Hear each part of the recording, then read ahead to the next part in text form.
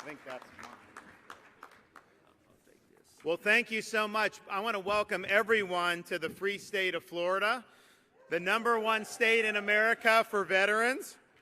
And it was mentioned about the natural disasters, and I will tell you, as a governor that's had to navigate those disaster responses post a number of hurricanes, the two things I know will be there for us: American Legion and Waffle House, and that seems to happen every time. Another thing I know is that, as having been active duty, stationed for a time at Naval Station Mayport, but also knowing that we've got a lot of great Navy bases. Of course, we have MacDill Air Force Base not too far from here. When you're active duty and you end up being able to establish a Florida residency, when you PCS to another state, a lot of people keep that Florida residency. It pays dividends. You also get a paycheck tax-free, which I know a lot of people like to do. Florida, we're proud of what we do for veterans, and I'll talk a little bit about that. But we are leading amongst all 50 states in building up to next year's commemoration of America's 250th anniversary. And if you look over recent years, you've seen a lot of cities and states tear down commemorations and statues of our founding fathers. And I just want to let you know, in Florida, we're not tearing them down. We're putting up new statues and new remembrances of the foundations of this country. So we have George Washington. We've acquired a George Washington that's now in the Florida Capitol. We have a number of counties that are named after founding fathers, and so we've already delivered a statue of Thomas Jefferson to Jefferson County. We're going to do the same for Franklin County and Hamilton County and Madison County and Monroe County. And you know, we'll even airdrop statues to the founding fathers to other places that may not have those namesakes, but we want to make sure that folks understand the significance and the importance of this. And part of what flows from that is the fact that we've put a strong emphasis on teaching our young kids about American civics. And I know the American Legion has been involved in giving scholarships for folks who participate in the oratory program. We in Florida now have the most robust speech and debate initiative for civics of any state in the United States. And that wasn't true when I became governor. We believe it's important that these folks, these kids, when they leave our school system, that they're not just blank slates, that they actually have a foundation in understanding what it means to be an American. Because no matter what vocation they pursue, no matter what field of additional study, if any, they pursue, and people will go and hopefully be productive in a wide variety of areas, the one common for everyone that we produce from our school system is that they, once they become adults, will be called upon to exercise the duties and responsibilities of being an American citizen. And that's meaningful. That's something that people should take seriously, and they should definitely have that solid philosophical foundation to know why it is that so many people have been willing to fight and even die for this country. I'm honored to receive this award.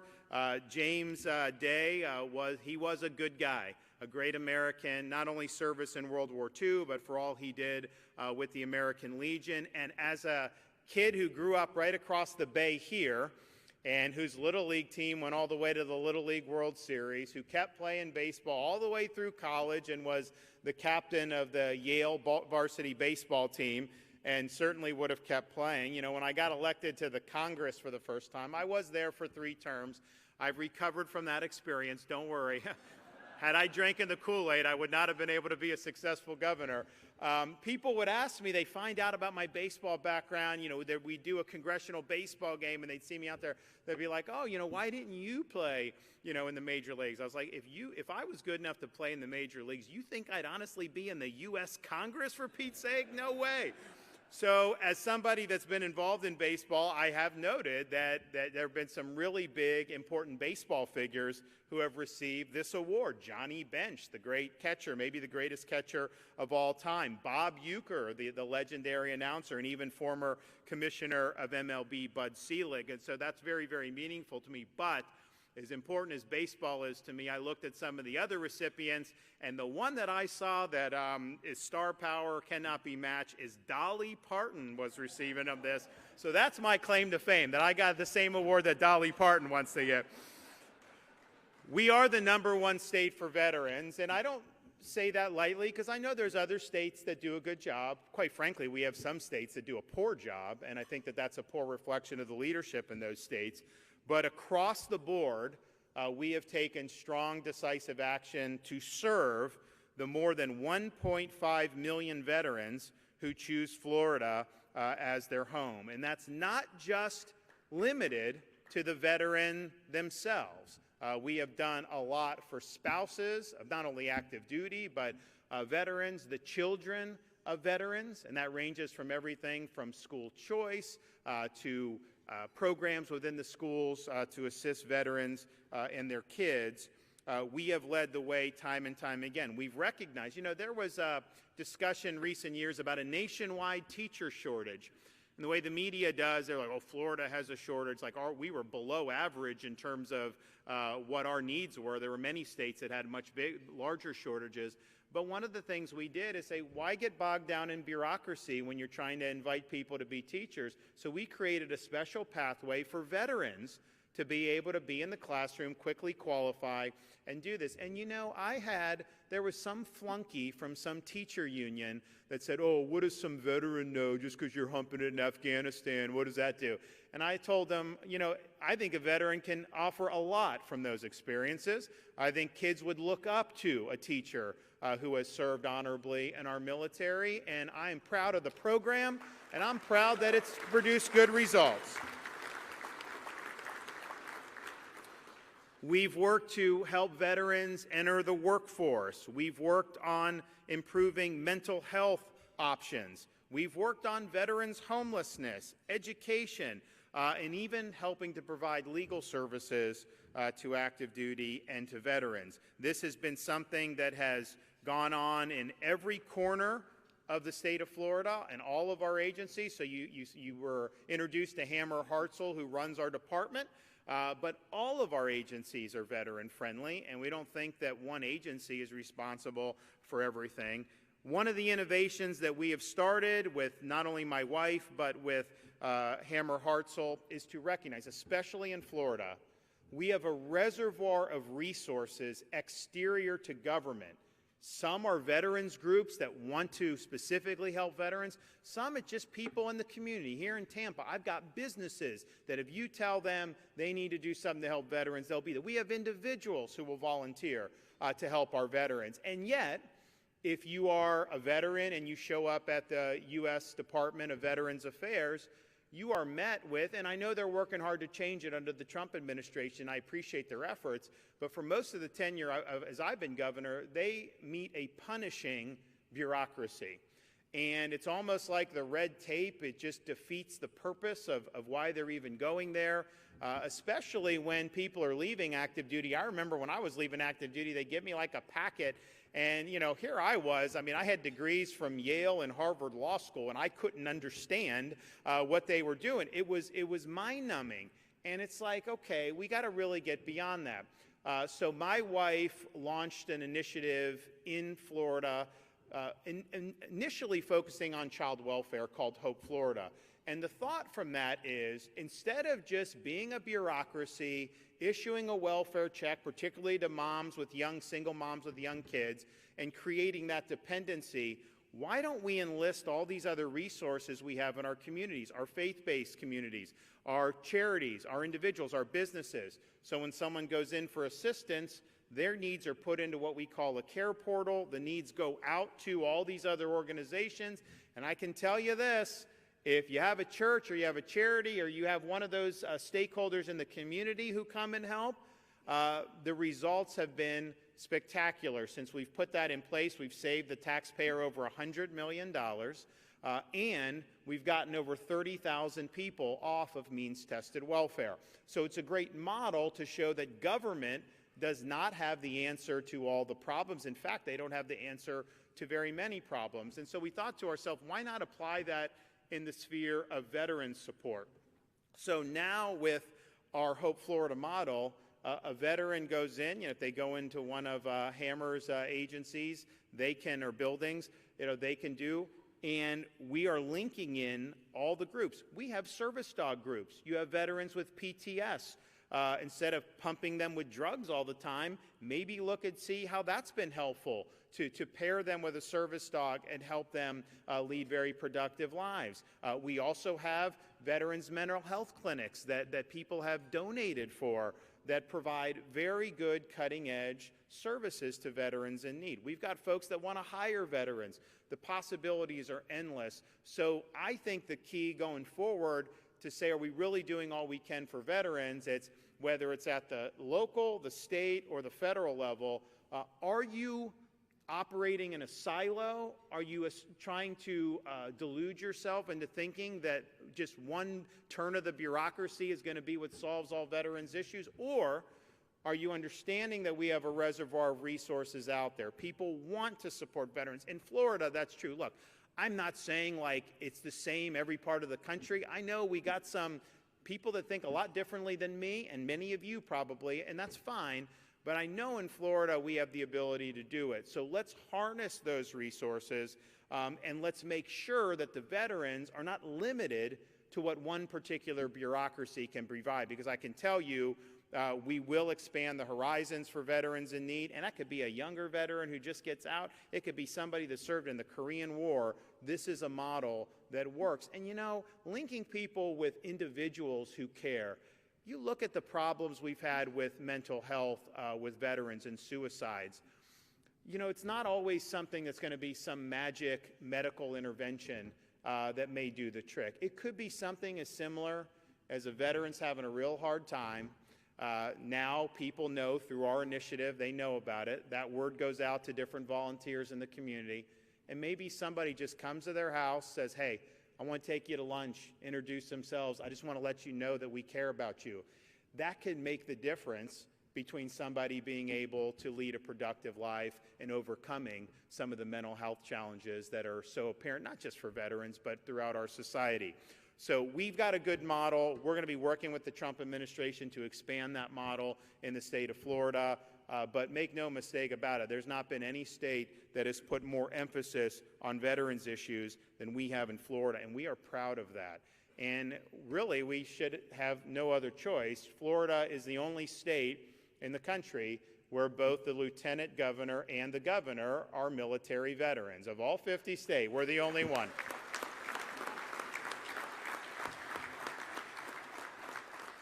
And our lieutenant governor's here, and I'm going to ask him to come up in a sec. But Jay Collins served in the Army for 23 years. And I just want to let you know, just as a Navy guy, I have not ribbed him about the Army-Navy game at all. Don't worry about that. We like all the service. If you believe that, I got a bridge in Brooklyn I'd like to sell you. So he served 23 years. He was a Green Beret, and as he was training for that was right when 9/11 happened. He was literally at jump school when that happened.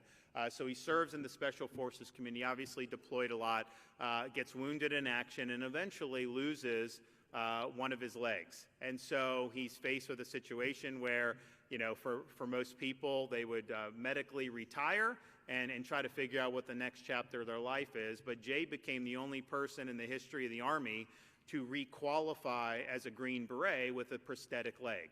So he ended up requalifying.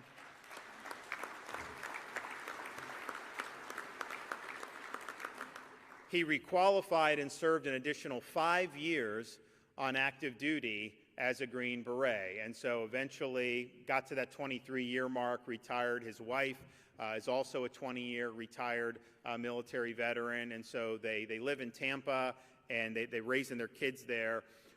He has been involved with disaster response, operating a charity that is really on the ground. The minute you have natural disasters anywhere in this country, they are there feeding people, helping first responders, helping displaced residents in ways that are really, really meaningful. But then also most recently, as governor, we're very good on disaster response. The hurricane is kind of the the thing we really prepare for, but we apply that know-how to other things. So after October 7th, 2023, we had Floridians stranded in Israel in the outbreak of that Hamas conflict. We authorized and executed rescue missions to bring Americans back, and we brought back hundreds and hundreds of people safely to the state of Florida. When there was instability in Haiti earlier last year, we exercised the same authority, and we were able to rescue folks, many Christian missionaries who were there in a really dicey situation. Well, when the Iran-Israel conflict broke out, I authorized similar rescue missions, and I'm proud to do that. I'm proud to lead, but I did that from the comfort of the governor's office in Tallahassee. Jay Collins, who was then a state senator, he personally flew over to Israel, got on the ground as Iranian ballistic missiles are raining down, and rescued countless numbers of people. We ended up getting thousands of people out of Israel during those critical days and flying many of them home to safety. That's somebody that's running towards the fire. That's somebody that is there to stand up and be counted, and not just to pass the buck and hope somebody else does the hard work. He's got a tremendous record as a state senator in Florida. All the successes that were talked about in Florida, all the major initiatives that we have done, he's been right there every step of the way fighting for the people that he represents and standing with us to make Florida #1 on so many different metrics. So it's a privilege for me to be able to introduce Lieutenant Governor Jay Collins. And because of all the background, you just heard, I've dubbed him the Chuck Norris of Florida politics.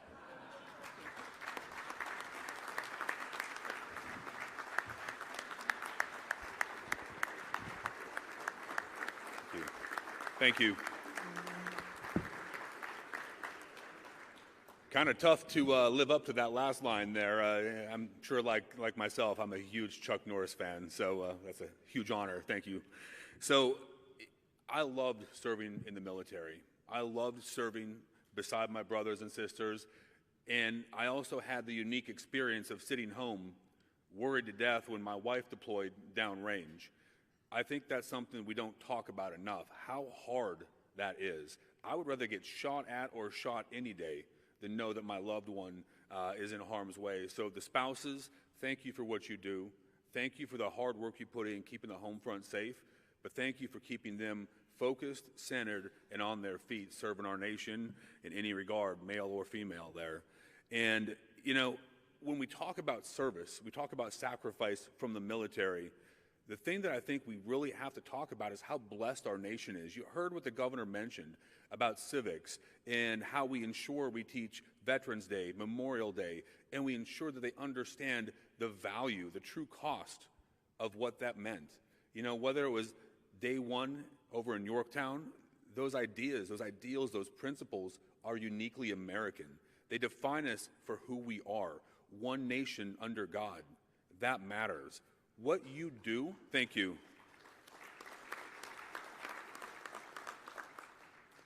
What you do as the American Legion matters. You are synonymous with veteran service. You are synonymous with American greatness, and you are a part of our national DNA. Thank you for being a part of this. We have to continue to get our veterans to be involved and step up to that next level. What I want to talk to you about is this, and it's something that, frankly, I had to come to grips with as a member of our military, as someone who didn't want to hyperextend my elbow or my shoulder, patting myself on the back, talking about my service. Quiet and silent aren't the same thing. You see, as a Green Beret, we call ourselves quiet professionals. And in form and function, we kind of found ourselves silent. We weren't talking about what we learned. We weren't talking about what made us who we are, or frankly, the lessons learned in burying our loved ones, our brothers, our sisters from combat. We didn't talk about the values and why somebody would risk who they were or who they could be for something bigger than themselves. And I'm going to tell you this, and I'll give the mic back to the guy you really need to listen to. Quiet and silent aren't the same thing. When you're silent, people often speak for you. And brothers and sisters, many people don't speak the right things for our veterans. We speak for ourselves, and we need to use our voice. Your experiences matter. Your service, your dedication, your continued fight matters. But the reality is, you see, when you're truly quiet, people wait to hear you speak. I can't wait to see a world where more veterans step up, hook up, and they shuffle to that door when they transition, when they step into that next phase, because the world is a better place when veterans lead. I know fundamentally, thank you,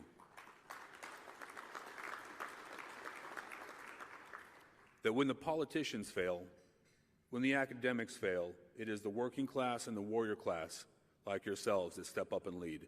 Thank you for what you do. God bless each of you, and God bless these United States. Okay. Well, thanks, Jay. Great guy. You Floridians, you should be proud that he's the lieutenant governor. And I talked about what we're doing for veterans, and I know the American Legion has done a lot of great things, and I think that's important. But I also think it's important, as somebody that's honored to receive this award, to talk about, how I believe military service has informed what I have done as governor.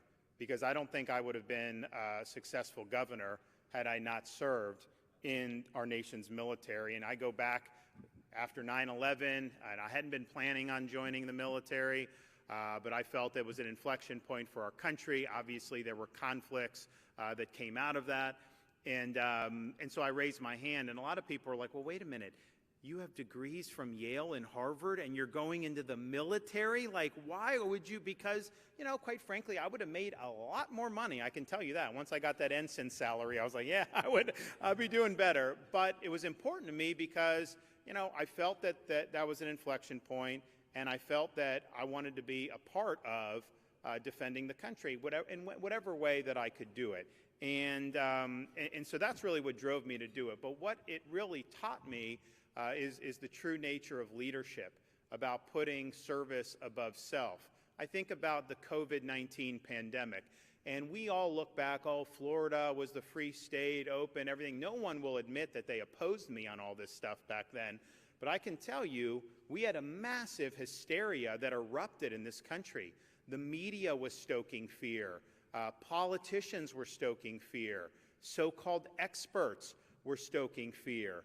And they were basically telling us that we had to just be cooped up in homes. Kids couldn't go to school. Businesses were just supposed to stop indefinitely with really no end in sight. And I knew that wasn't the right thing in terms of freedom, but I also looked at the data and the underlying data, and I knew that they were not accurately saying what was actually going on.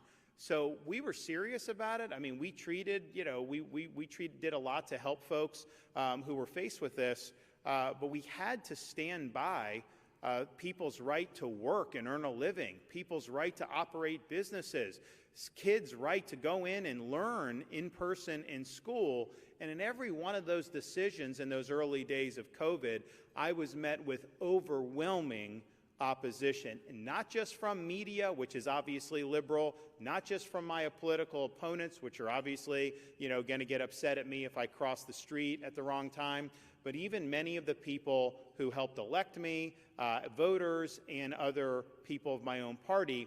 And the polls were just unbelievable against me on everything I was doing in those early days. I had a lot of people tell me, you're doing it wrong. People are not, they don't agree with what you're doing. You're going to end up not being able to be reelected and all this stuff, and you're throwing away, your entire political standing by doing that. And I didn't know whether that was true or not, but I also didn't care whether that was true or not, because the job of me as a leader was to be more concerned with protecting the jobs of the people I represent than I was concerned with protecting my own job or political hide. I had to make the right decisions. I had to get out in front of public opinion, put that stake in the ground and say, this is where we're going to go in Florida. And sometimes you can make the right decisions in politics and it may not work out for you politically, but I had resigned, so be it. I am not going to contort myself into some pretzel and turn my back on the people that need me because I'm worried about poll numbers or I'm worried about the next election. And so we were able to do that, and this country would not have responded had Florida not led the way out of that. And we're proud of doing it. And I don't know that had I not had that background of military and understanding there are things bigger than you and it's not just about you, that it's about the overall mission, I don't know whether I would have had the fortitude to stand in there and do what's right. The other thing that I think, and it was mentioned many times, we have disasters that can strike in the state of Florida. There's nothing on the horizon right now, knock on wood. We'll see. It's been quiet, but it only takes one. So we're ready. But when you have hurricanes and you have disaster response, you're either going to lean into that, you're going to use all the levers available to you to protect the people you represent, help them get back on their feet, or you just play the blame game. And the thing is, when you go in and lean in on all this stuff, if something doesn't work out, they blame you. If you say, hey, no, that's the locals' responsibility, or that's this person's responsibility, not my response, go blame them, well, then things don't get done. So if you look at Florida, we've, in the major hurricanes we've had, we've seen the restoration of millions and millions of people's power in a matter of hours or a day or two. Never seen that before in the history of any of these hurricanes at that scale. That was planning. That was staging all the linemen, tens of thousands of them before the storm. That's sending people in as soon as the storm passes so that we can get people on their feet. Our search and rescue efforts to be able to rescue people when that is necessary, and sometimes it is, as soon as it's safe to do. We have guys down there on the ground doing that. We don't let bureaucracy or red tape slow down our determination to help people in need. When Hurricane Ian hit in southwest Florida, it severed a bridge from the mainland to Pine Island. They were told, the residents, that it was a 6-month project. Now, it wasn't Florida's bridge. It was a local road. And they came to me and asked if I can help. I said, I'm going to help. We got our guys together. I say, throw the bureaucracy out. I want this bridge built. We've got to get it done. They cannot wait 6 months. The island will die. So we took ownership of it, and 3 days later, we opened the bridge going out to Pine Island. We did the same thing at the Sanibel Causeway. A week into the storm, it was broke in 3 places. We took ownership. 2 weeks later, we connected the causeway, and people had access to that. You look in like Baltimore, they had a bridge go down. They haven't even started. I mean, nothing has happened for that. That's not how we roll in Florida. We've got to get the job done. I mentioned that Senator Collins was involved in these rescue operations. When there are Floridians in harm's way in other parts of the world, it's typically not a state that goes in and does it. But in 2023, we had a difficult time working with the Biden administration and the State Department, so I said, okay, we'll do it. So we sent our folks. They were on the ground. They got these people to safety. In Haiti, very difficult situation, same thing. And then most recently in Israel with the Iran-Israel conflict, the 12-day war. We don't let our people, we're going to be there. We're going to get your back when the times are tough. I don't know that I would have had that same resolve to get the job done no matter the obstacles had I not served in our nation's military. The other thing and final thing that I think the military taught me is, theatrics is one thing, but I'm in the business of accomplishment. I'm not in the business of entertaining or showing you a good time.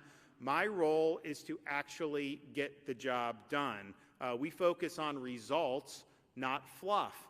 Words can be meaningful. Words can be important. But ultimately, it's the deeds that are the most powerful. And so we focus on delivering tangible results to the people we represent. That is not the way a lot of people in the political sphere operate. A lot of it is window dressing.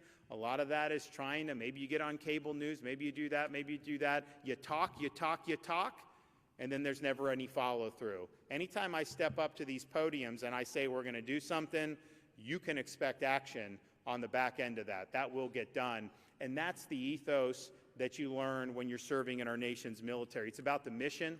It's about accomplishing the mission, and none of the fluff ultimately matters unless you get the job done. So I think this is all really important, what you guys do. I mentioned the 250th anniversary of our country that we're going to celebrate next July 4th to mark the Declaration of Independence. And it's interesting, we declared independence there. We didn't really achieve it because we had a war to fight, and a lot of people correctly surmised that we were the underdogs in that conflict. But I think if you go back to that time and you think about what that means, our founding fathers, they didn't sign that Declaration of Independence lightly. It's not like they just popped off on social media and put something on Facebook. They went up to a table and they signed their names knowing that if the revolution failed, they had just signed their death warrants, because that would have been the penalty for what they did. They pledged their lives, they pledged their fortunes, and they pledged their sacred honor. That was meaningful.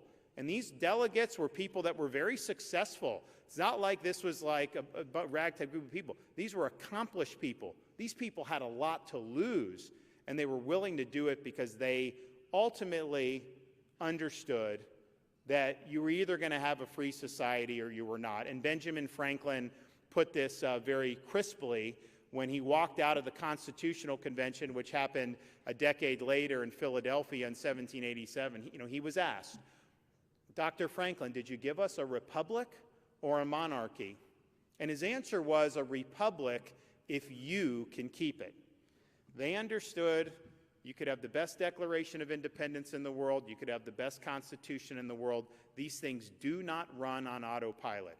They require every generation of Americans to step up and defend those principles and our freedoms, and that can take many different sacrifices. It may require people to put on a uniform, go out and stand in harm's way, risk your life, and even give your life in service to this country and what it stands for. It may require sacrifices far less than that, but it does require effort, and it does require us to understand that we are the inheritors of a once-in-a-millennia opportunity to have a society that believes that, no, government doesn't give us our rights are endowed by God, that the purpose of government is to protect the rights that we already possess, that we want to live under a rule of law, not the whim of individual men, that ultimately a written constitution that lays out limitations on government's power is the best framework we have to make sure that we can enjoy peace and prosperity, not just for us, not just for our kids and grandkids, but for subsequent generations. And none of that could survive without people who are willing to wear the uniform. So the veterans of this country have performed an instrumental part in preserving this last best hope on earth, but everyone here should understand this is all very fragile. What we've tried to do in America with this experiment, that is not the norm throughout human history. Our founding fathers studied all this very intently. They studied the history of all the republics throughout human history. They noticed that there was really one thing that all these prior republics had in common, and it was this: every one of them had failed. So they understood it fell to the United States of America to determine once and for all whether freedom could prevail, whether individual initiative would have a chance, regardless of your initial station in life. And this is the ultimate test. We as Americans every day answer that question, can people be free? So God bless everybody for what you've done to serve this country. God bless everybody who's currently serving this country in uniform. We would not be able to be the last best hope on earth without folks that are willing to wear the cloth of their country and put themselves in harm's way. Thank you all. Enjoy your convention, and it is a great honor to receive this award. Thank you so much. God bless. Thank you very much. Thank you, sir.